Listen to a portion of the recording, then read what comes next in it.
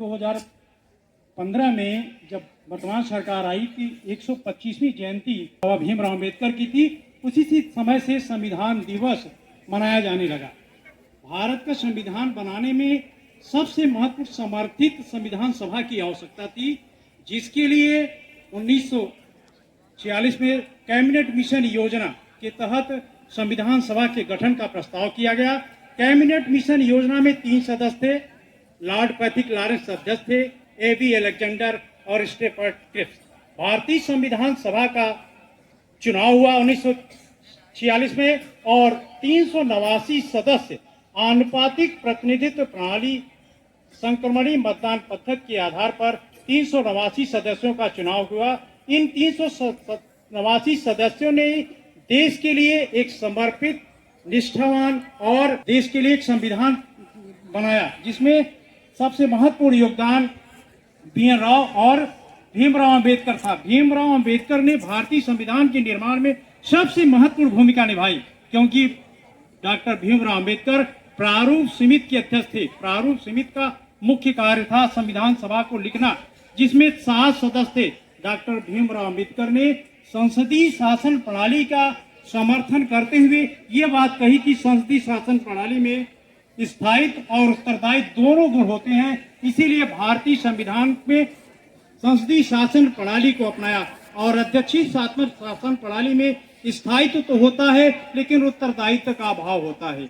भारतीय संविधान को प्रस्तावना को भारतीय संविधान की आत्मा कहा जाता है, क्योंकि भारतीय संविधान अपनी शक्ति जो है सीधी जनता से प्राप्त करता है। इसीलिए भारतीय संविधान की प्रस्तावना की शुरुआत ये की जाती है, हम भारत के लोग भारत को संपूर्ण प्रभुत्व संपन्न समाजवादी धर्मनिरपेक्ष लोकतांत्रिक गणराज्य बनाने के लिए कृत संकल्प हैं।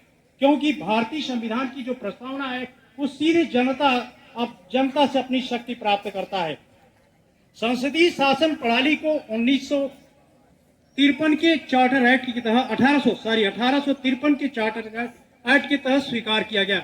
भारतीय संविधान में संसद सर्वोच्च है। अभी पिछले कुछ दिनों एक नया विवाद आया है कि भारतीय संविधान जो संशोधन किया गया था 1976 में, 42वें संविधान संशोधन के तहत समाजवाद और धर्मनिरपेक्ष जोड़ा गया था। इसे हटाने के लिए सर्वोच्च न्यायालय में कुछ याचिकाएं दायर की गई थी। सर्वोच्च न्यायालय ने कल इसे अपना निर्णय दिया है, जिसको इसे हटाने के लिए अस्वीकार कर दिया है, क्योंकि भारतीय संविधान में संसद सर्वोच्च है। दुनिया की एक ऐसी शक्ति है जो संसद दुनिया की सबसे शक्तिशाली संस्था मानी जाती है संसदीय शासन प्रणाली में। अगर संसद कोई कानून पारित कर देती है तो किसी को अधिकार नहीं है कि इसे समाप्त कर सके। भारतीय संसद दुनिया की सबसे शक्तिशाली संस्थाओं में से एक है।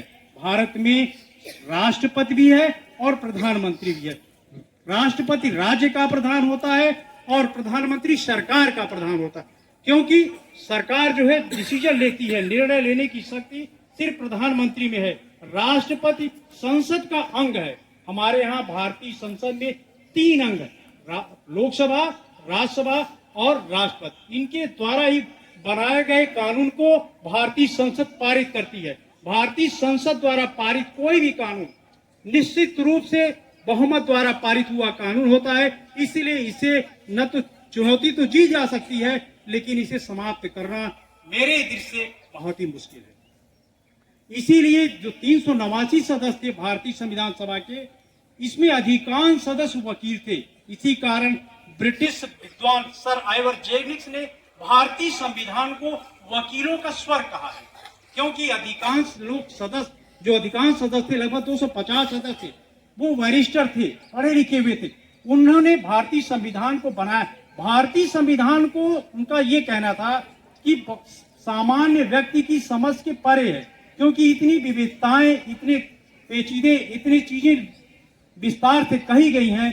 कानून का पढ़ा हुआ व्यक्ति ही भारतीय संविधान के बारे में विशद जानकारी प्राप्त कर सकता है।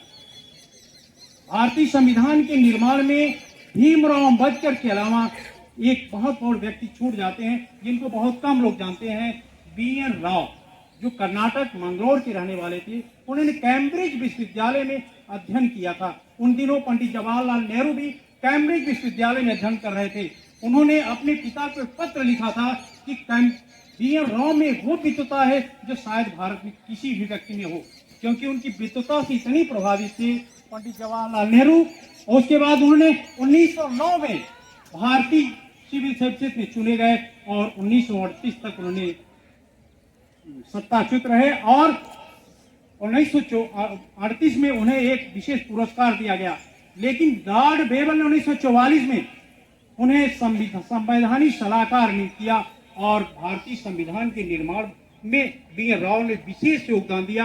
विभिन्न देशों का दौरा किया और उन्होंने भारतीय संविधान में जो आवश्यक चीजें थी उसको जोड़ने की कोशिश की। भारतीय संविधान में मौलिक अधिकार भी है, मौलिक कर्तव्य भी है और नीति निर्देशक, तीनों चीजों का समावेश इसलिए किया गया है कि भारतीय संविधान में लोक कल्याणकारी राज्य की स्थापना की जा सके, क्योंकि भारत एक ऐसा देश है दुनिया का जो विविधताओं वाला समाज है। भारत जाति भेद पर आधारित समाज है।